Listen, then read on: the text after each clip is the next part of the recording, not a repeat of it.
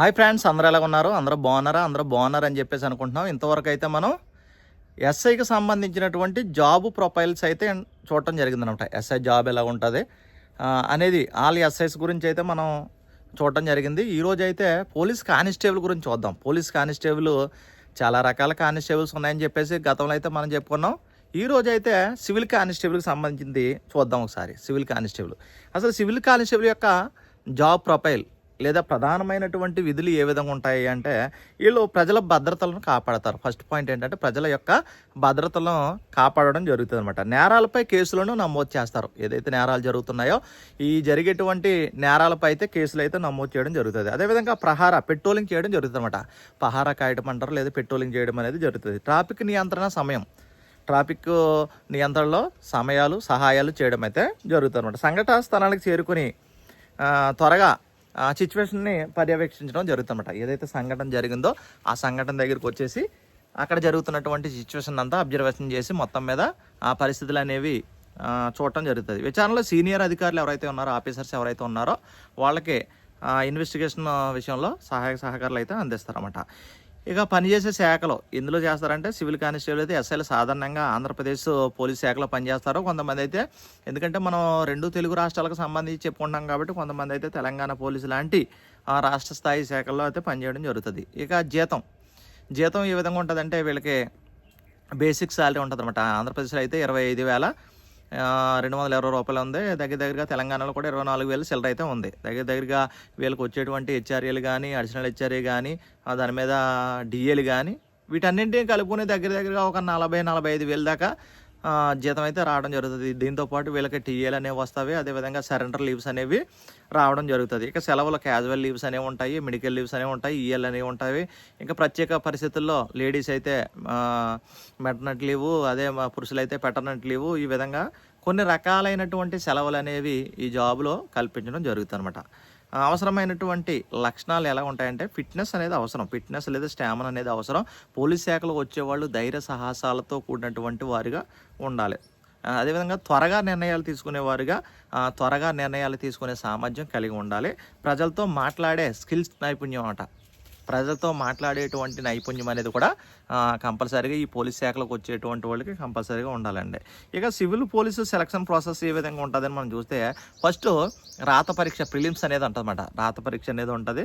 అందులో subject arithmetic reasoning అనేది ఉంటుంది, జనరల్ స్టడీస్ అనేది ఉంటుంది, కరెంట్ అఫైర్స్ అనేది ముఖ్యము, ఇంగ్లీషు, తెలుగు, అదేవిధంగా ఆబ్జెక్టివ్ టైప్స్ క్వశ్చన్స్ ఉంటాయి. 200 మార్క్స్కి అయితే ఎగ్జామ్ అనేది ఉంటుంది అనమాట. 200 మార్క్స్కి అనేది ఉంటుంది. ఏపీలో అయితే నెగిటివ్ మార్క్స్ లేవు, తెలంగాణలో అయితే నెగిటివ్ మార్క్స్ ఉన్నాయన్నమాట. మొత్తం మీద 200 బిట్లు ఉంటాయి.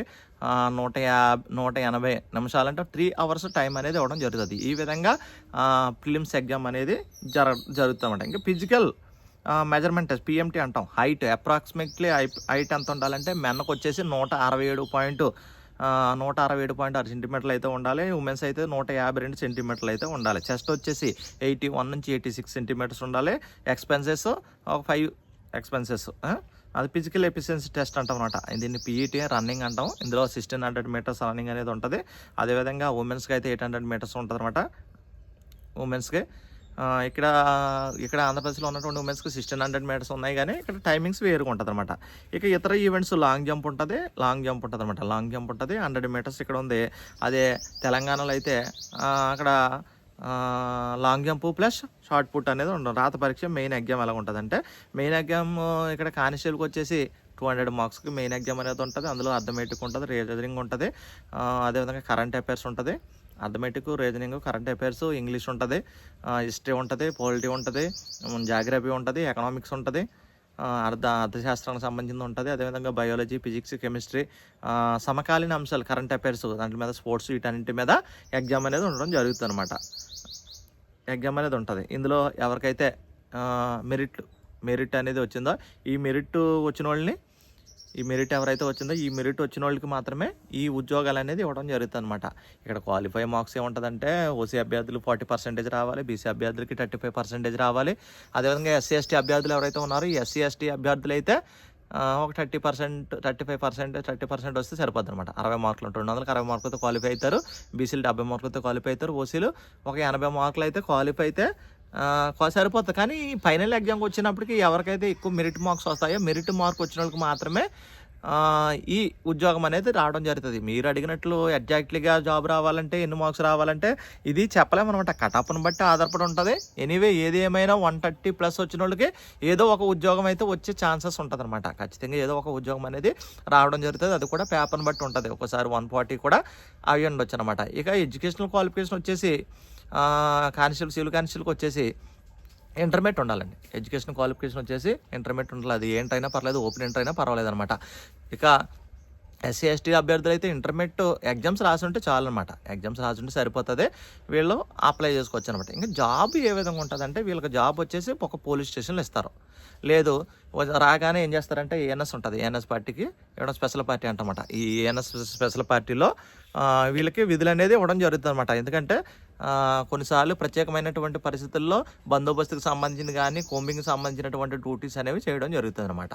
అది ఇక పోలీస్ స్టేషన్కి సంబంధించి శాంతి భద్రతకు సంబంధించి కానీ ఫెస్టివల్ జరిగినప్పుడు, ఉత్సవాలు జరుగుతున్నప్పుడు, అదేవిధంగా పోలీస్ స్టేషన్లో ఎఫ్ఐఆర్లు నమోదు చేయడం, అదేవిధంగా కోర్టుకు సంబంధించినటువంటి కోర్టు డ్యూటీసు, తపాల్ డ్యూటీసు, బందోబస్తు డ్యూటీసు ఇవన్నీ కూడా ఉంటాయి. అందులోనే ఎస్బీకి సంబంధించిన డిపార్ట్మెంట్కి కానీ అదేవిధంగా ట్రాఫిక్కి కూడా ట్రాఫిక్ డ్యూటీలు కూడా చేయవలసి ఉంటుంది.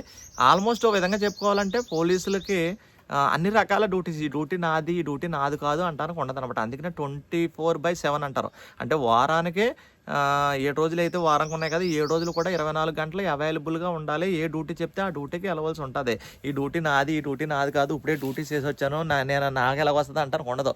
ఎప్పుడు డ్యూటీ చెప్పినా వెళ్ళవలసి ఉంటుంది అనమాట. ఎప్పుడు డ్యూటీ చెప్పినా వెళ్ళవలసి ఉంటుంది. ఏ డ్యూటీ చెప్పినా వెళ్ళవలసి ఉంటుంది. ఇక డ్యూటీ టైమింగ్స్ ఎలాగుంటాయి అనగాక మనం ఆలోచన చేయగలిగితే ఒక్కొక్కసారి ఏమవుతుందంటే కొన్ని చోట్ల మనం చూస్తున్నప్పుడు ఒక డే అంతా డ్యూటీ చేస్తారు, ఒక డే రెస్ట్ రావచ్చు.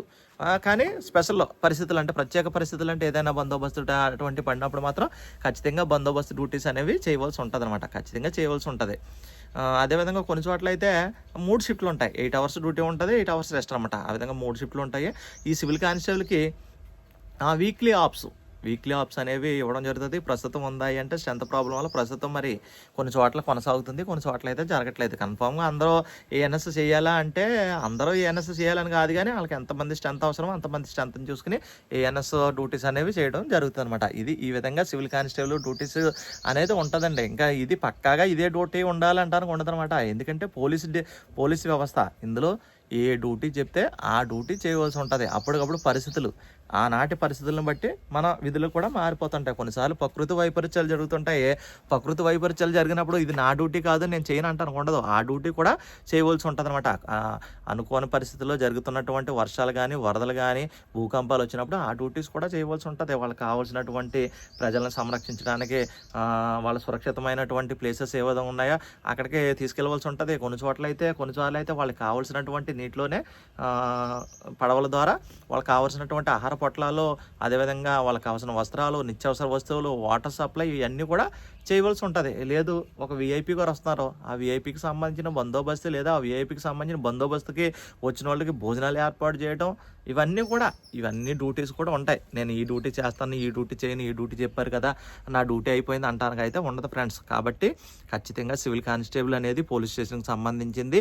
ఇది ప్రజలతో కూడుకున్నది. ప్రజలతో ఎప్పుడూ కూడా కలిసిమెలిసి ఉండాలి. వాళ్ళ యొక్క ప్రజల యొక్క ధనమాన ప్రాణాలను అనేవి కాపాడడానికి ఛాయాశక్తుల ప్రయత్నం చేస్తూ ఉంటూనే మనకే ఖచ్చితంగా దొరికినటువంటి వెల్ఫేర్ని పొందాలి. ఏంటివన్నీ వెల్ఫేర్ అంటే ఎక్కడైనా డ్యూటీకి జాయిన్ అయినప్పుడు 3 years ఒకే పోలీస్ స్టేషన్లో ఉంటాం కాబట్టి హ్యాపీగా ఫ్యామిలీ దాన్ని పెట్టుకోవచ్చు.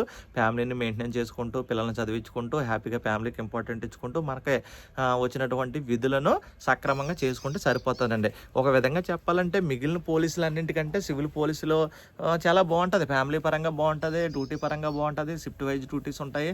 అన్నింటికి కూడా ప్రజలతో కొంచెం రిలేషన్ ఉండటం వల్ల కొంచెం రెస్పెక్ట్ కూడా ఎక్కువగానే ఉంటుంది. కాబట్టి ఫ్రెండ్స్, ఇది ఈనాటి సివిల్కి సంబంధించినటువంటి వీడియో. ఇంకా ఏదైనా మీకు డౌట్ ఉంటే నన్ను కాంటాక్ట్ చేయండి లేదా కామెంట్ చేయండి. నేనైతే మ్యాక్సిమం మీకు ఆన్సర్ అవ్వడానికి ప్రయత్నం చేస్తుంటాను. ఓకేనా friends? Thank you for watching. Thank you.